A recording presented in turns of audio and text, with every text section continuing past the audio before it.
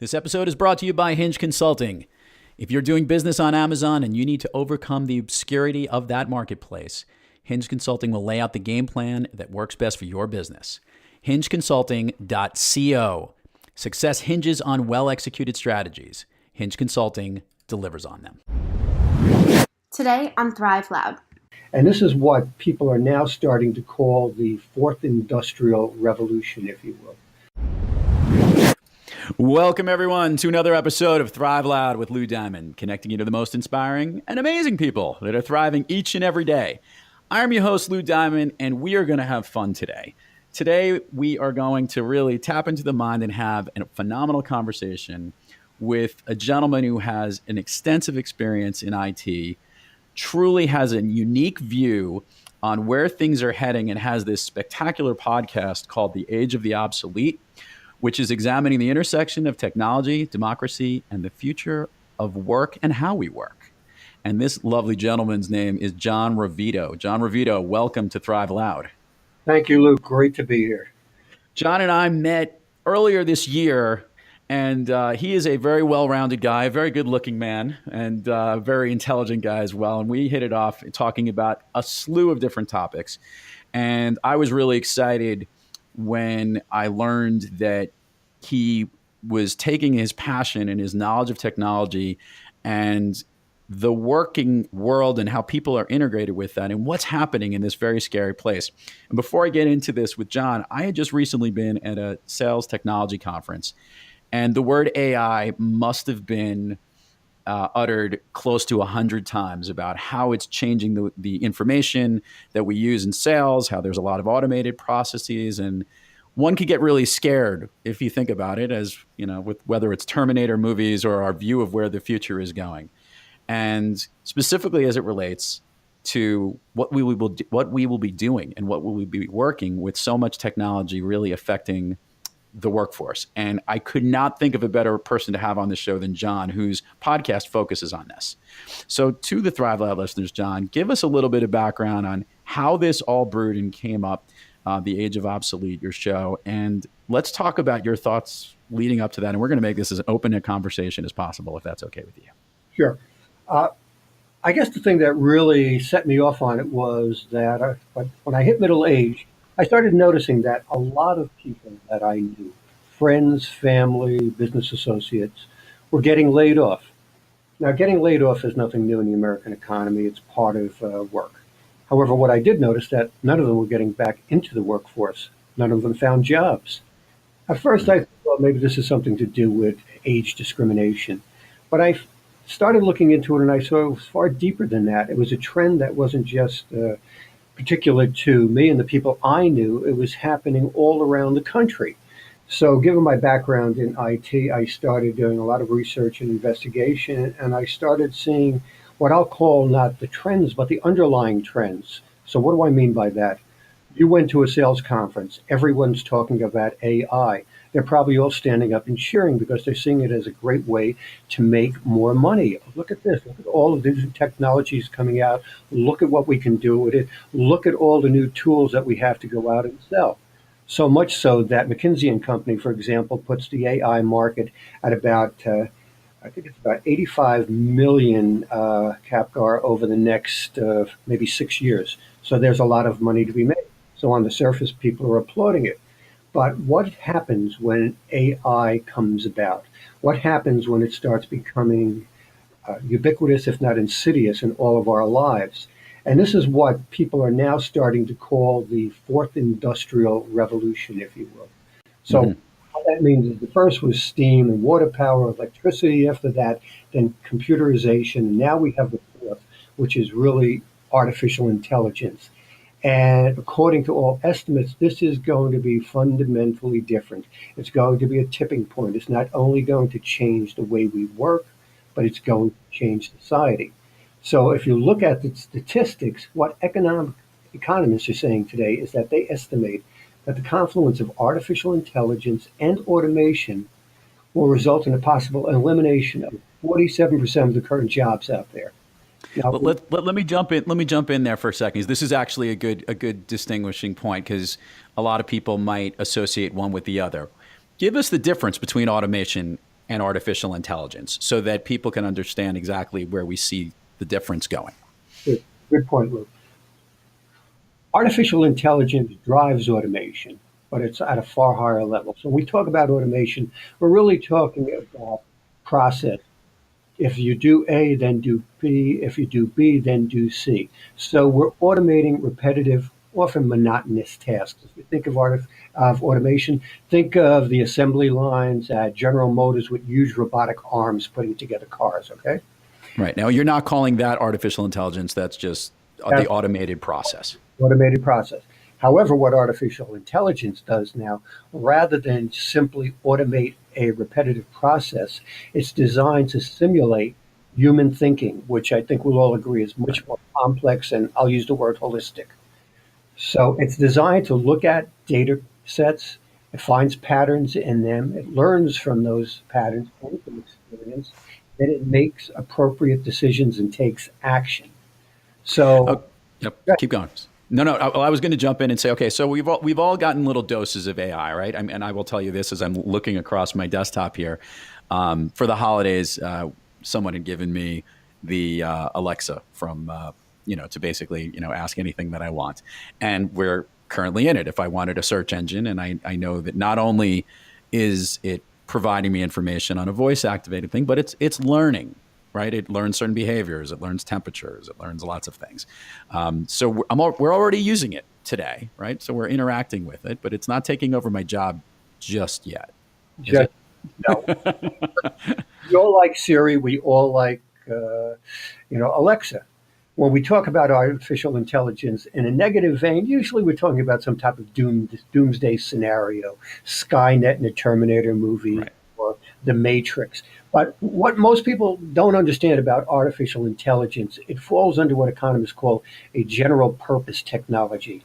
Well, what a general purpose technology is, a technology that spans not only all industries that but impacts the whole of society. So, as an example, the internal combustion engine would be a general purpose technology. First, you had cars, but because you had cars, that we had to have highways. Because we had highways, it led to suburbs, and then shopping malls, and then big box retailers, and on and on and on.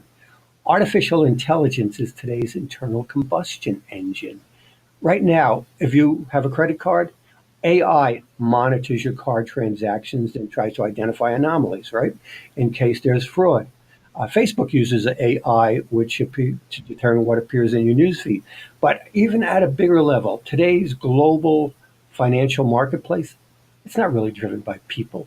It's driven by AI driven algorithms because we do not have either the speed or depth of knowledge or intelligence to react that quickly. And that's the problem. So, Lou, let me ask you what you would do. If artificial intelligence can process information faster, deeper, and even more accurately than any human being, why would a company use a person if it could replace that person with either an algorithm or process that could not only reduce its costs, but dramatically raise its productivity and profits? And by the way, this is look, this is the question, right? Hey, when we're being, why wouldn't I want to have a computer that I don't have to worry about, first of all, feeding them, or having to deal with issues or personality issues and all of that? And do we see a world where the only people, quote unquote, working are computers, are artificial intelligence?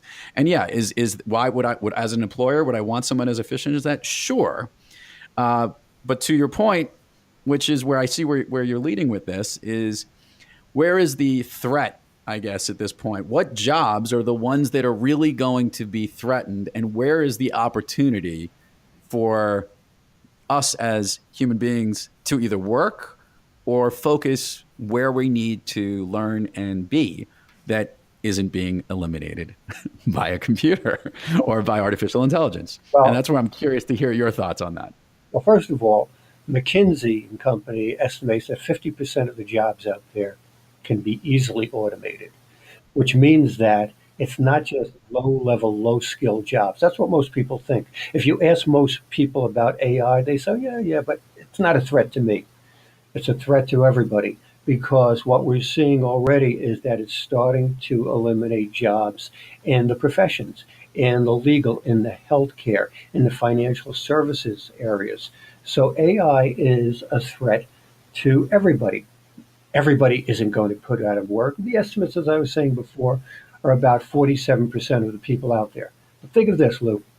Let's say that's wildly out of place. Let's not 47%. Let's say it's 40. No, let's say it's 30%. By comparison, in 1933, at the height of the Great Depression, approximately 25% of the people out there were out of work. And we're talking at a low level here, low estimate, maybe 30. The impact will be dramatic on all of society. That's why you're starting to see articles, we're starting to see the economists talk about what we should do. We start seeing people looking for solutions. But I will say this too, while we talk about the economics of it and we talk about our jobs, on a far deeper and more profound level, at least for me, AI threatens not simply our jobs, but the foundations of democracy. Okay, so let's go with that part, and I want to hear where your view is on this. What, in the sense that it's going to affect the way that we, are you saying it's the way that we govern ourselves? Because that's where I'm thinking democracy from that aspect. We live in what's known as a representative democracy. Stable democracies must have stable economies. If they do not, there is disruption at the very foundations. So when we talk about today, we talk about the rise of right wing or negative politics via populism, right?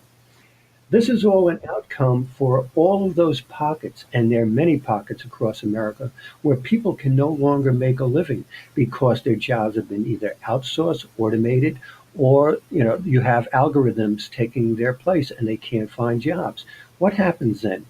A representative democracy is supposed to be we elect people that represent our interests. If we can't find work, if we can't make a living, if we can't take care of our children, what do we think of our representatives? Well, either the system is the wrong system or the people in there are the wrong people. And all types of disruptions start. Already we're seeing all these reports that millennials don't believe in capitalism. Is capitalism failing? What to do? All through Europe, we're seeing right wing populist movements rise up.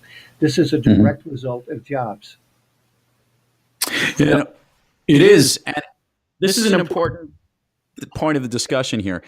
What I always find fascinating is that when you look at the advances of technology, and I always think of the two worlds.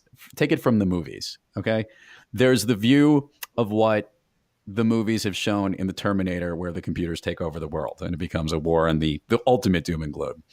And then there's the Star Trek utopian type of view of the world, where instead of focusing on doing the jobs of the world because computers have taken over and AI has helped to take care of the every run of the mill, this gave a chance for people to follow their passions, their beliefs in education and learn and study. So taking it into those two directions, how do we avoid going to the Terminator and start heading on the Starship Enterprise? Well, one of the first things we have to do is just recognize that there's a problem right now that most people out there don't recognize there's a problem. One of the things America has always been the land of optimism, and one of the areas of optimism, what's called techno optimism. We see that technology is always supposed to be an enabler, an enhancer. It makes for a better life for us. Hey, would you like to live in the age when we didn't have refrigerators? How about indoor plumbing? All of that. However, nobody talks about this downside. Nobody talks about the unintended consequences, the what ifs, right? And so we follow this path of techno optimism, but we don't look at the potential downsides. Listen, for every statistic I can quote you, I can find you a counterbalancing statistic that will say, no, that's not what's going to happen. For every think tank that comes out on Right. what I'm saying, you'll find others saying no.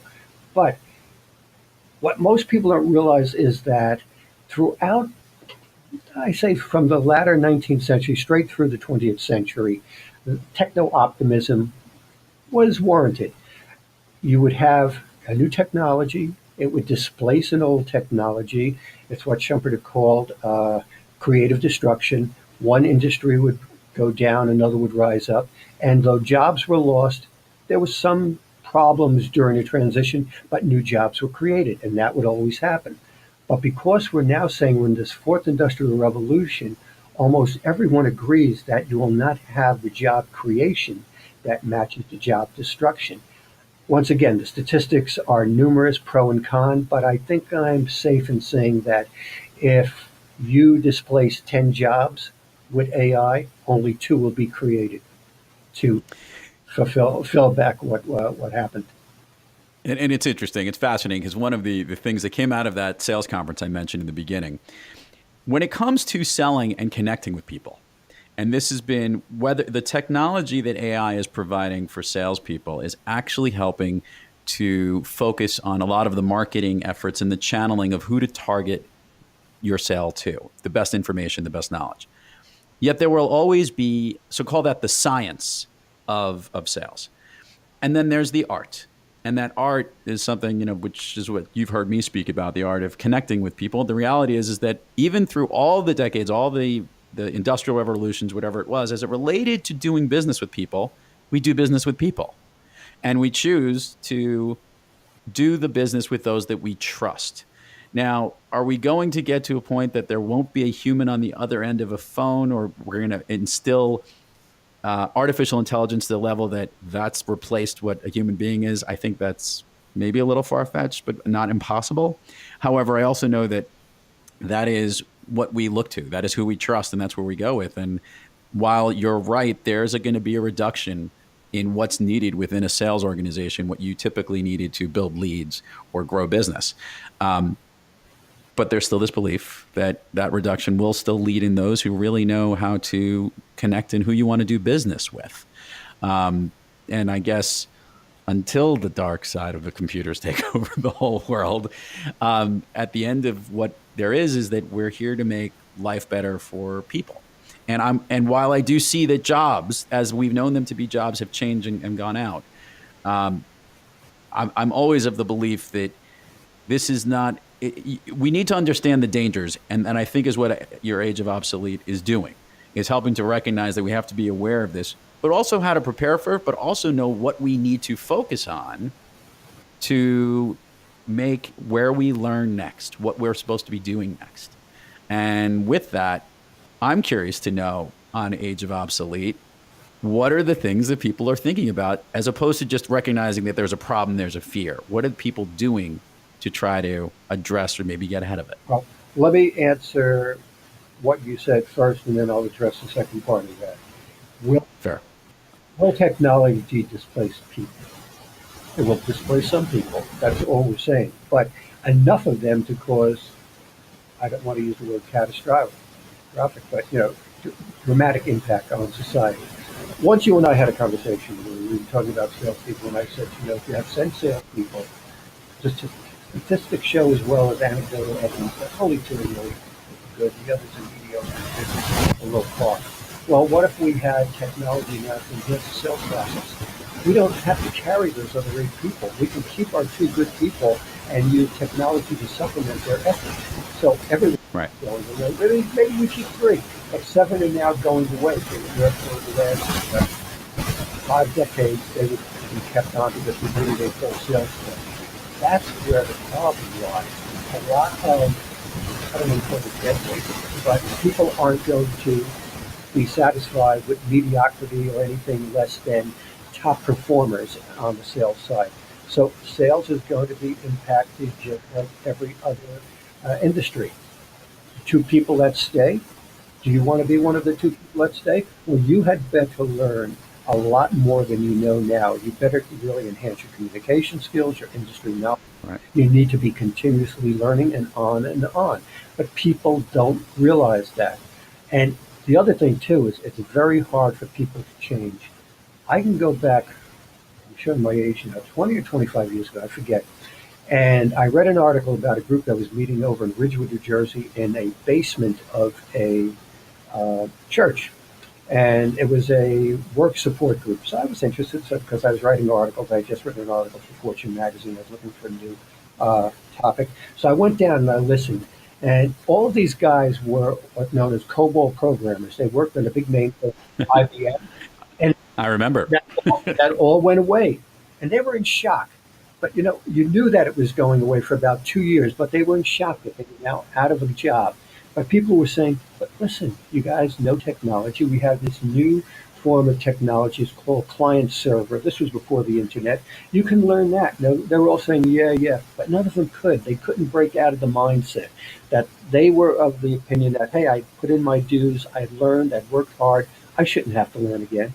And that is not atypical. That's the way most people are. Change is really difficult. So if you read articles, people say, oh, all you need to do is this. All you need to do is continuous learning. All you need to do is change your focus. That's easy to say, but for most people, it's unbelievably hard. Well, it's interesting. And by the way, that's why people like myself and others who are all about helping those become more amazing every day. And that is for continuing to look to push forward and how you can coach great people into that mindset and get them to go learn. And one of the things that we always do on Thrive Loud is, bring the issues up. A lot of times we talk about all the success stories and what's out there. And I like what we're doing here today, John, because we're addressing something that's coming down the pike and the importance of being not only prepared for it, but recognizing the openness that you need to have. Because as cool as some of this technology stuff is, or intimidating as it might be to others, that's what we're supposed to be life learners. We're supposed to provide as much information. And I'm sure, by the way, what's really good about your program is that this is the type of information that everybody needs to be listening to so they can understand what's happening in all the different industries and all the different segments as it relates to all this technology. And kudos to you for bringing about the awareness so that everyone knows that they have to start figuring out, hey, I really got to stay on top of this stuff and continue to move forward and learn. Mhm. So with all of this, by the way, first of all, if you've been excited, let's just talk about some fun things because we can get doom and gloom. And I'm trying to move it more towards our Star Trek-y type of way of going here in the world and learning, which is where we want to get to. Um, how has it been sitting in the chair and running the show and dealing with a real important issue and some of the guests? Who's been coming on the show and what's down the pike in some of the type of topics so people can learn more about Age of Obsolete? Well, the first thing is I looked at how podcasts were structured and I thought, well, I don't want to do an interview show in the beginning. I wanted to create the foundation for discussion later on. So what I'm doing now for about probably got a dozen podcasts under my belt, another 12, and then I'll start bringing on guests. The guests will come from the worlds of economics. They will come from the political world, or the authors, people like that. But you talked about one fun area. Let me interject one fun area that's driven by everything we're talking about, especially AI. And this is called transhumanism. Are you familiar with that area, Lou? Yeah, I am. Share with the listeners so they can get a good feel for it. So, just so everybody knows, I talked about the intersection of automation, artificial intelligence. Well, what if we took artificial intelligence and combined it with genetic engineering? Transhumanism, or another name for it is the singularity, is the idea that in very short order, and we're also doing some of it right now, we will be able to combine technology with our bodies to enhance our bodies to the degree that we can do cellular rejuvenation. We can keep ourselves alive until maybe 125, perhaps 150 years. No, it's not something that people are talking about may happen 100 years from now. They're thinking, 10 years, even faster than that. So this whole concept of transhumanism has popped up, and people are calling it a new religion of technology. They're calling it the race for immortality. And we're seeing movies, articles, books written about it. There's a great book out there. It's called Homo Deus. It's about how all of this will come about. And so I invite your listeners to take a look and start thinking about that too, because I have no problem with living to be 150 or even 200. I like being alive and everything I'm doing. But here's another question about all of that. All of these changes, when they come about, are not going to be inexpensive. Some will be able to afford getting the changes, having the technology put into their bodies. Many others will not. Well, that now create a two-tiered society of super people and the rest of us. It's an interesting question, and it's something that is not as far fetched or scientifically oriented as we might think. John, I just want you to know that you and I are already super people. So this is all good. I mean, we're already ahead of the game, whether I'm transhuman or not, you know. We have to take it for another 100 years, Lou. Exactly. I know. I'm just trying to make it light. So, all right. So tell me what you're most excited about coming down the pike as it relates to the show. You're going to start having some guests on, and maybe more notably, where do you see your program going? What's your vision for where you see Age of Obsolete to be? Well, so, obviously, I want to just keep building up the audience, and then I want the audience to become involved. This is one thing that I think is important about podcasts, about blogs, about anything. It's great that we write, it's great that we speak, but if we're just talking, it doesn't do very much. The ancient Greeks had a concept called praxis. It said that it's good to think, it's good to talk, it's good to come up with theory, but now we have to put theory into practice. So, all right, everybody starts listening to Age of the Obsolete. Everybody starts saying, he's right, there is a problem. Our jobs are in danger. What do you do about it? Do you just sit back and do you say, our jobs are in danger? Do you start developing your skills and everything else that's going to be necessary for you to survive as these disruptions come? Do you start becoming politically active and looking to influence your congressmen or your representatives and say, hey, we can't have this stuff just hitting us out of nowhere. We have to be prepared. I mean, you asked before, what are one of the things that are going on right now? And one of them is called universal basic income. And this has really been bandied about literally in every state. Hawaii, Alaska, and a number of other states have already put it into place as a test. And the idea is this, that if in fact jobs do start displacing a large number of the population, will the government be able to give people a stipend large enough for them to live on without working? When I say people, it's not just people out of work. The idea is that every American citizen will get a stipend to supplement them so that they can live and not be destitute, even if they lose their job and they can't afford it. Very controversial, but very much in the news, and it's a very interesting question. Well, I do. We'll say this. I love where these conversations go, and every time I talk to John Rovito, Thrive Lab listeners, it's always he's smart. He's smarter than the average bear, as I like to say, and he's really making sure we're waking up to this. And I think it's a great thing that you're doing. And hopefully, a lot of the listeners are either not scared and running to not watch a Terminator movie, or hopefully thinking that we figure out what's the best way to prepare for everything. So along those lines, when give everybody the plugs right now on where everybody can find information about you, about your program, and we'll put all this on the show notes, but just so the listeners can hear it from you as well. Okay. Just to listen to any of the podcasts, go to ageoftheobsolete.com. That is the website. I'm also on Apple iTunes, of course. I'm on Stitcher, Spotify. You can find us there. If you go on Apple and listen and you like it, please leave me a review, because the more reviews I have, the more positive reviews, the higher it moves up and more people are made aware of it. So that's important. A man to my heart, by the way. Self-promotion is always good. John Rovito, most important question that I'd love to ask since we addressed this. And you said it's never a good question to ask a guy who went to film school. What is your favorite movie of all time? And you could give me 2 or 3 if you want.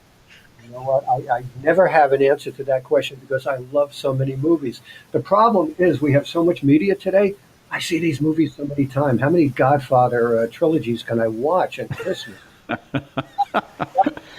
And some I call AMC. I call it the Godfather channel now because I guess it's interesting. They just get great ratings. They can put that movie on during Christmas, anything, Hanukkah. People are sitting there glued to the set. So, But of yeah, those three, of the three, well, obviously of the 2, because the third is really just an extra gravy one. Between 1 and 2, which one did you like better? I always like number 2 because my Yeah. parents love number 2. One of the things you said to me in the beginning was like, "How did you get into this?" Part of getting into all of this is I come from a working class background, and so I watched as my father used to work 15 hours a day, work on the weekends, double time and everything, just so I could go to school. And I remember, the world that he came from, and it was very much in his parents, my grandparents, was that Godfather world that you see in Godfather 2, where they're just walking on the streets and there are cars, but there are also, uh, horses on the street. It's just that old world. And so for my parents, they didn't care about the mob or anything. They just loved to watch those scenes because it took them back to their Yeah. youth. And it was always enjoyable for me to watch them too. No, I totally get it. I mean, it's also a classic. You could watch it over and over again. But John Rovito, thank you so much for coming on Thrive Loud today. This has been fun, educational, and different because this is something that I think I like that we get to make our listeners think a little bit and really start to look at things from a different viewpoint. And I think you're helping to do that. And congrats and success with this whole show. And I wish you the best of luck with it. Thank you so much, Lou, and I'll just leave you with the idea of beware the robots. I like it. I'll keep my eyes out. And to all the Thrive Loud listeners out there, keep thriving onward and upward. And remember, be brief, be bright, be gone. You've been listening to Thrive Loud with your host, Lou Diamond. Make sure to subscribe on iTunes, Overcast, or wherever you get your podcasts. And follow us on Twitter, Facebook, and Instagram at Thrive Loud. Or find us on the web at thriveloud.com.